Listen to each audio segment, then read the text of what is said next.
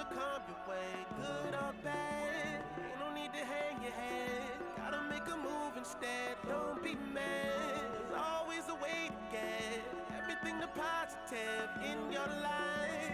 Nothing can stop you now. That's the way we live now. 'Cause life is so good. Go open up the doors to live that good life. Just want you to do all that you can do. Every day to help somebody live that good life. That good life. La la la.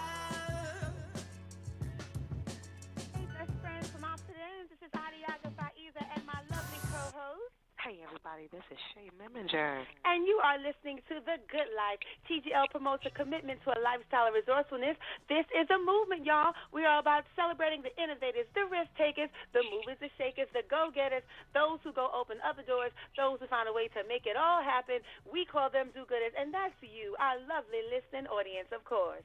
That's right, and we're broadcasting live from the GoPro Radio Network in Inwood, New York City. Today is a very chilly June 3rd, and we always want to take the time out to thank our supporters, our community, and our families for their positive energy and tangible support to this vision. We never take it lightly, the power to influence, the power to inspire and empower. And as always, as you receive, pay it forward, everybody. Do-gooders, our lines are open right now. You can call us at 347-838-8917. The number again is 347-838-8917. So, Adiaga. Hey. What's good? What's going on? Oh, Lord. Where do I start? I don't know, do-gooders. I'm going to need some help today. What's going on? Oh, Lord Jesus. Well, I just had, one of those days, when you say God is in control, even though you might not be prepared for some things, know that it's all working out. It's designed to work out exactly how it worked out. Mm-hmm. Well, that's pretty much how my day went today.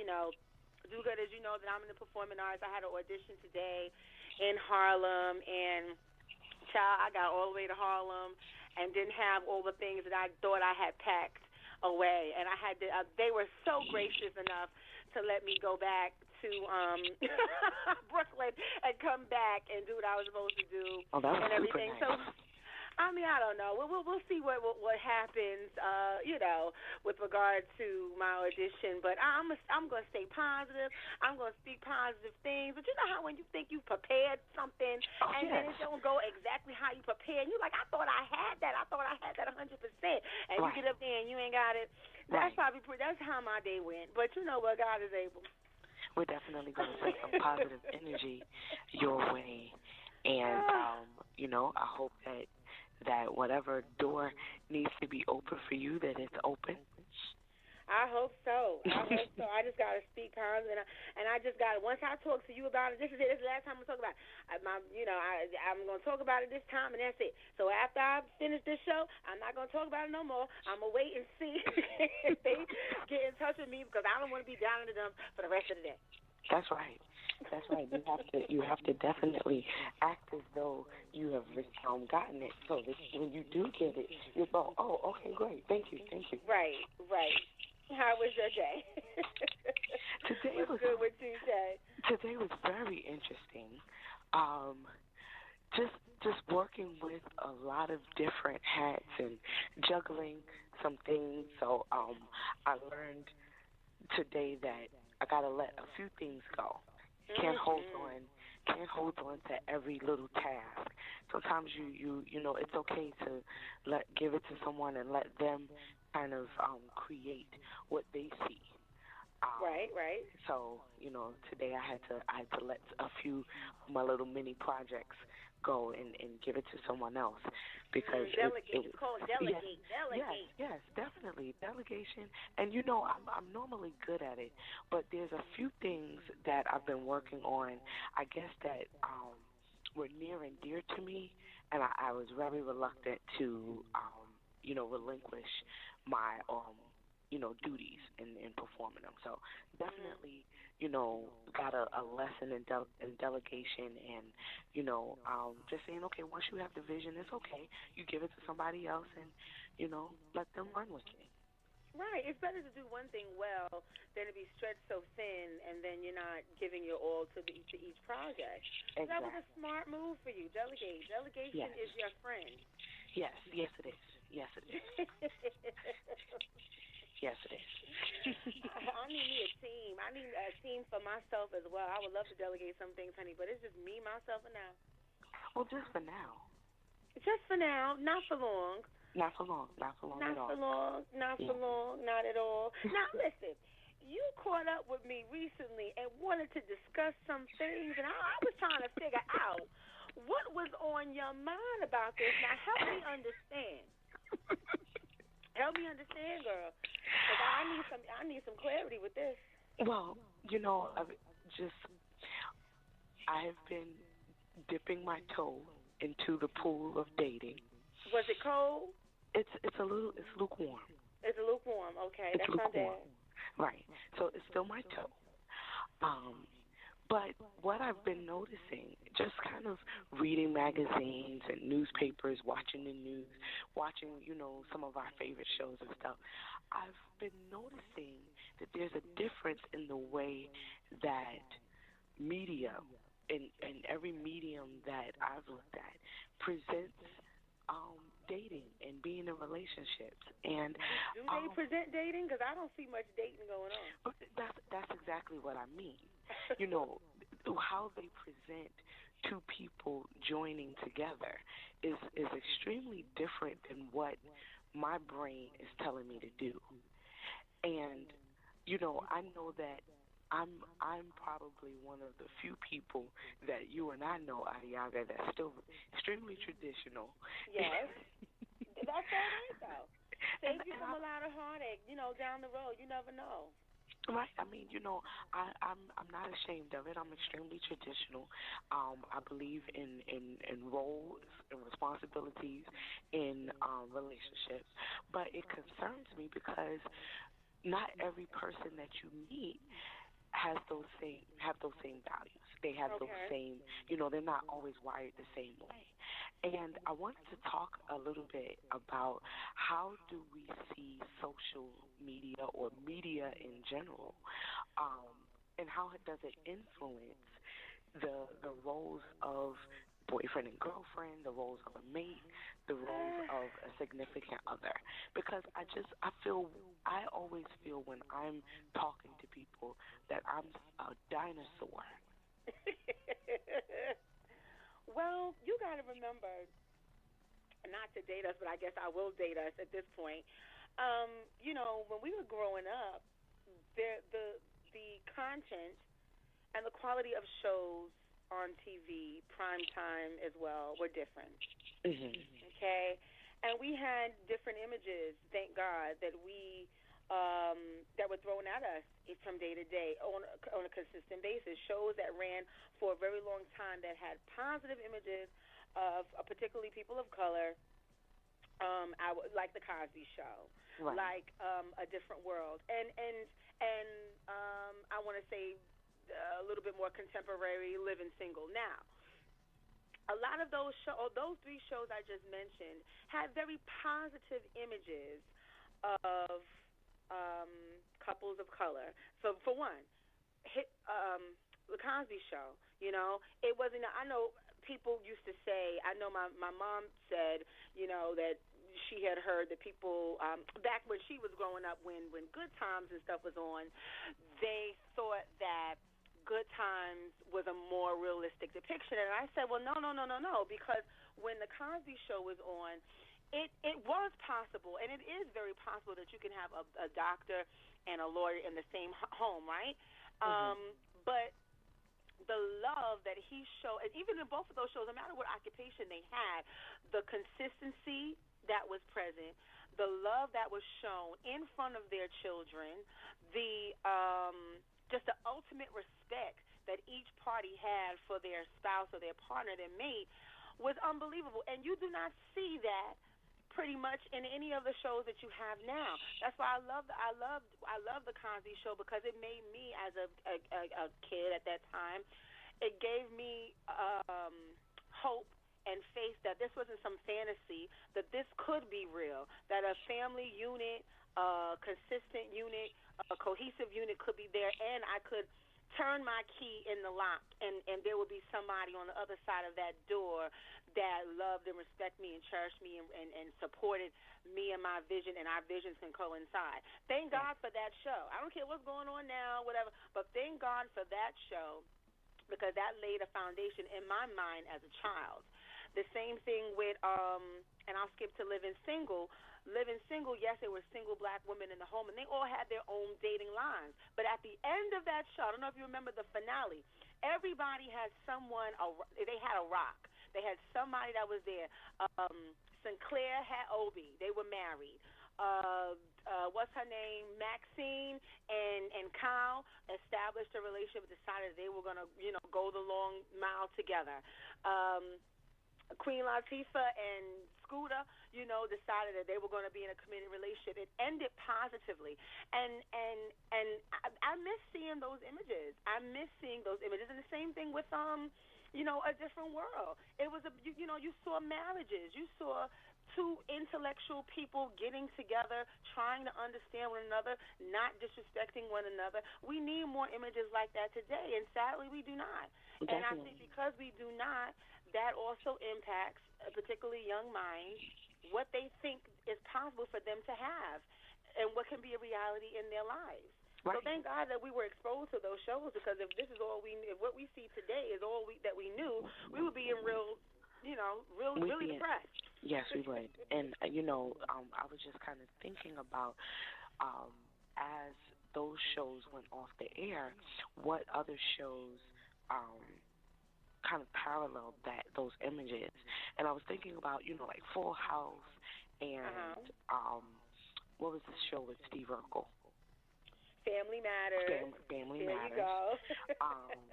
And then, as we kind of went through, there was like this huge gap, like you said, of shows that had really positive family dynamics. Values, messages, right. Yeah, like there was maybe a span of, I want to say maybe 5 to 8 years where there wasn't a show that I remember. And, and do-gooders, if you all remember TV shows like that, send us, a note and go open up the doors at hotmail.com.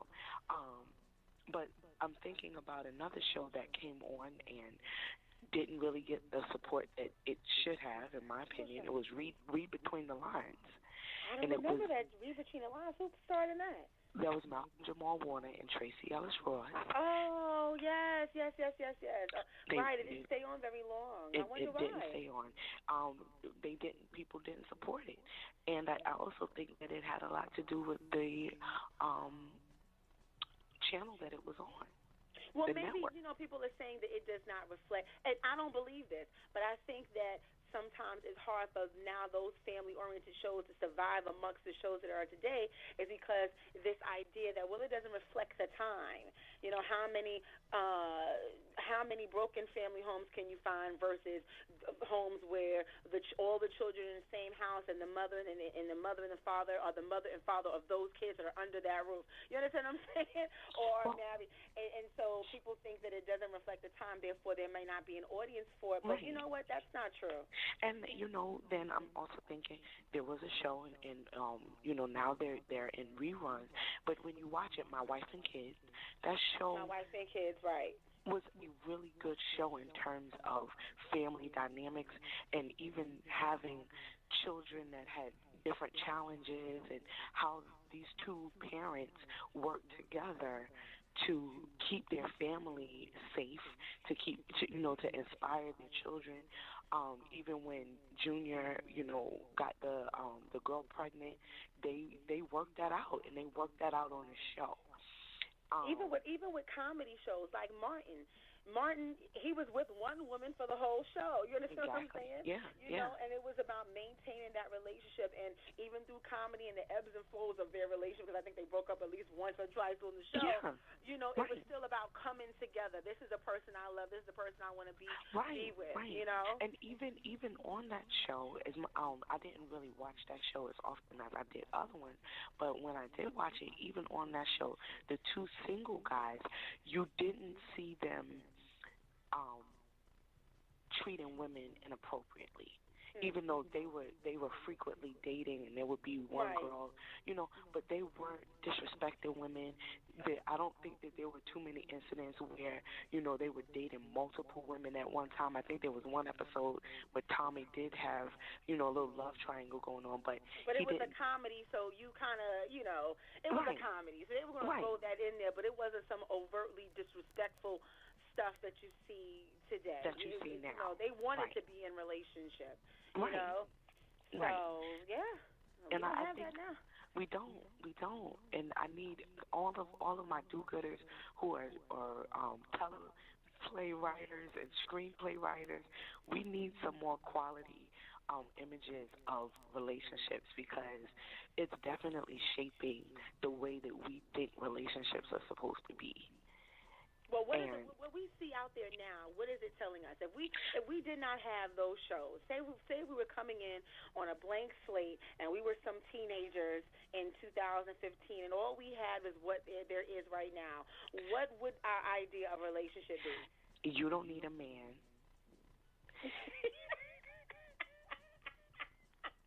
You don't need to be married to be a housewife. Oh. You can do battle by yourself.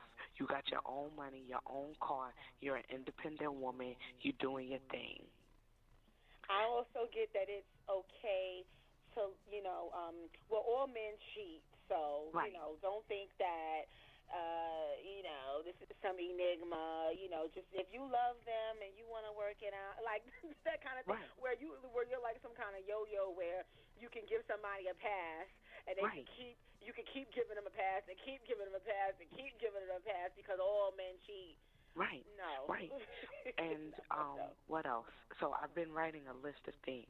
Oh, another thing. You have to have some kind of I don't know, a body part made in a laboratory in order to be deemed worthy of being called a bad chick. Bad chick. A bad chick has nothing to do with your personality, your consideration, your education, what you do for your community, how good of a friend you are, how good of a mother you are, an entrepreneur, blah blah blah. As if you got double D's in both directions. Exactly. And social media, your man crush Monday, your woman crush Wednesday, is only based on aesthetics. Like you said, it's based on your looks. It's not about your personality or what you have to offer intellectually. Right. Communicate. The best way to communicate is on social media. Yes. And here's my favorite, because I wrote it down. Father's Day is for single mothers too. That's what they say. I don't believe it, but this is what we're creating. We're creating a world where men are just sperm donors. Well, understand this. It's not just the woman's fault, you see, because there are a couple of listen, it's not just the woman's fault.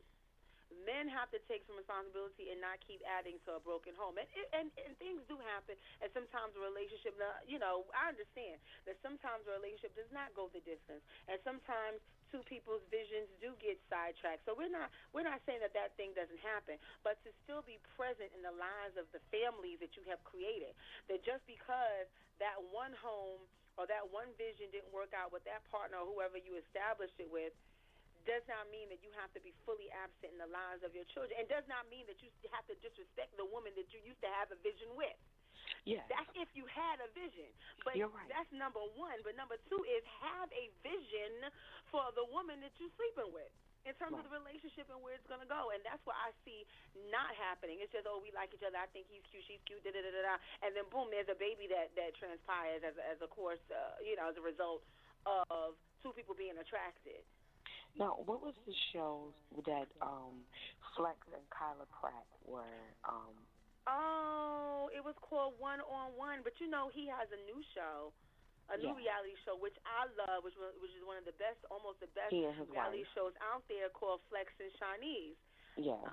And I love that show. I really, really love that show because he really loves his wife, and she really loves her husband. Yes, they're crazy about each other. And I think even with the sitcom that Flex had with with Kyla Pratt One on One, it did highlight a single father. You Right. know, even though he was very much um, in the business of being a sports announcer and being very involved in that community, he made time for his daughter. You know, Mhm. he had a community of friends that made sure that she was okay. He still, made sure that she was on the straight and narrow. And I mean, it was a very positive show. I enjoyed watching it. I did too. There was another One, one just like that, kind of sort of with Dwayne Martin yes, and his and Lisa Ray. it was actually based on the relationship of Will Smith, his first son's mother, Oh, and I forgot what it was called. oh God, You I could don't help us remember. out. Yes, please. But it was based on Will Smith and Jada Pinkett Smith were the producers, and it was based on their relationship of being a blended family, Right, right, right. and it was a really really good show.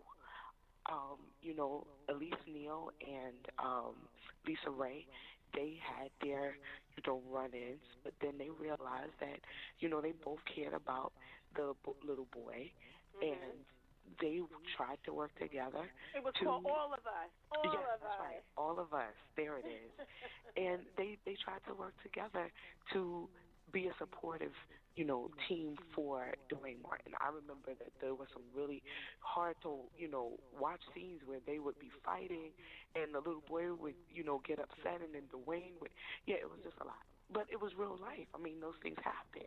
Mhm. Right. My other favorite show that definitely exemplified a positive male-female relationship was Rock. Mhm. I Yes. Oh love my that gosh, I show. love that show. I love that show because the whole family. It's very Well, they say in certain communities of color, we don't believe in sending our elderly off. You know, Right. we take care of our elderly, and that was one thing that I liked about that show because I think the grandfather lived in the home with them as well, Yes. right? And the Yes. brother, I think they all lived together They in the all live home, and that's together. something you don't normally see Mhm. all the Mhm. time. Right. And good, bad, and indifferent, they worked out their problems. They did. And what I appreciated about Rock was that he stood up for what he knew was right in his community. It wasn't he made sure that his family, his father and his brother were okay, but there were many episodes where he was, fighting for justice in his community. And I think that was just a really strong message at that particular time because you didn't really see a lot of, political undertones in sitcoms and stuff. People didn't Mhm. want to, cross that line. They wanted to either be really, funny and almost close to buffoonery, or it was, not even close to what people's reality was. And I think they really mastered addressing issues that were going on and then also making sure that people saw a supportive family system. Right. It's important. It really is important. All of these images that we see on a day-to-day basis that have time slots on primetime TV and all of these, popular channels, cable channels, they do have a strong influence in shaping the minds of our youth. Right. And the image, like I said, what they believe is possible, what the norms, societal norms are. I'm sorry, societal norms today are not what was considered societal norms back when I was growing up, back when my mother was growing up. Now, there was a difference Yeah. there, and of course when my grandmother was growing up. And What definitely. what my grandmother considered manhood is totally different than what today considers manhood. Like I give an example.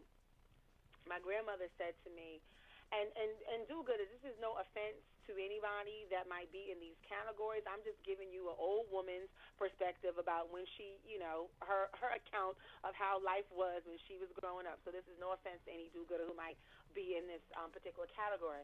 But what she said was, she used to say, a man would be ashamed to be in a position for the government or for any kind of court system to tell him how to be a father. Right. That would be the very last, if at all, not even on the table, for a man to consider that in terms of being an option. That would be a shame. That men in her day would consider that a shame. That they would be in a position for a court to tell them how much to provide, or in what capacity they could be present. That would not, that they would, and not saying that, things happen and what have you the case may be, but typically back then, she said a man would take pride in being able to say, here's my, this is I'm keeping the lights on. Right. It's my money. It's my money that's putting clothes on your back, woman that I'm with. And usually, when she said back then, when a man decided to be with a woman, is because they had a vision, because they could see the long haul, right? Because they felt like, this is I'm. So it wasn't how it is now, where the woman has to prove to the man that she's worthy. Right. You understand what I'm saying? And you got to do all the bells and whistles and put this on and da-da-da, and then you got to sell yourself to some man. She said, no. Back then, the man would try to position himself in such a way that you could be like, this is, he would position himself in such a way that it says, this is what I have. This is what I have to offer. This is why I'm worthy to be the head of your household. She said women and men got it backwards now. But I think a lot of it has to do with how women have been told that they don't need a man. I will always go back to that, because I consider myself a hybrid when it comes to feminism and traditionalism. I believe that women should be, treated fairly if they are working. They should get adequate pay and benefits. But I in no way feel that I can do the same job a man can. I don't feel that way. You mean in the workforce, or you talking about in life? In the workforce. In the workforce, well, I don't agree.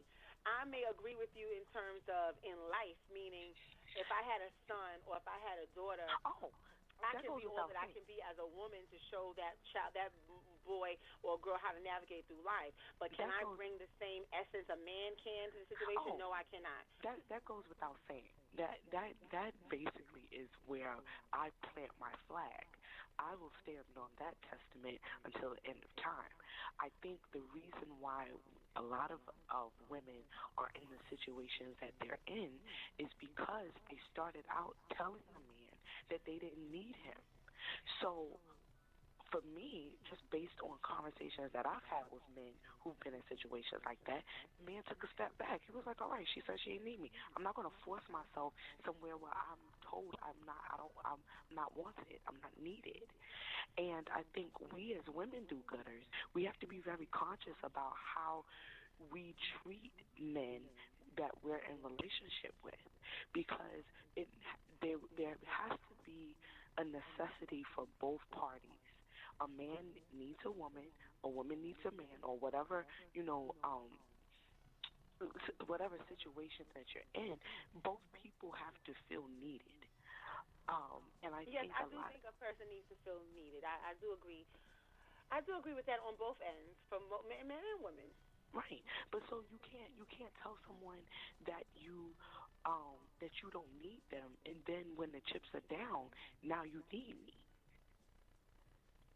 You didn't need me before, so why all of a sudden now you want me to be around? You want me to provide for you. You just told me that you make your own money, you drive your own car, you have your own place. So what do you need me for? And so men, the ones that I have come in contact with that have had relationships like that, they say, well, then just call me when you need me then. And those are the conversations that you hear. Is, okay, well, call me when you need me. And that's where we are. We're calling people only when we need them. it's like we have a temp agency in relationships. Right. And it's nothing permanent. It's nothing, I want to be in relationship with you. I want us to build together. I want us to grow together. I want us to establish a foundation. I want us to create a legacy together. If we have kids, I want our children to know that their parents